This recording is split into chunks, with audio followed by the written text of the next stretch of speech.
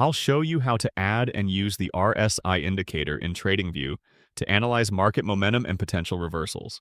To add RSI, open your TradingView chart, go to the Indicators tab at the top, and search for RSI or Relative Strength Index.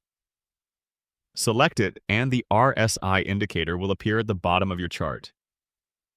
The RSI measures momentum, showing how strong or weak price movements are. When RSI is above 70, the market is considered overbought, meaning price might pull back. When it's below 30, it's oversold, meaning price could rise again. But these signals don't always mean an instant reversal. Sometimes price keeps pushing higher even when RSI is overbought. That's why traders also look for RSI divergence when price and RSI move in opposite directions.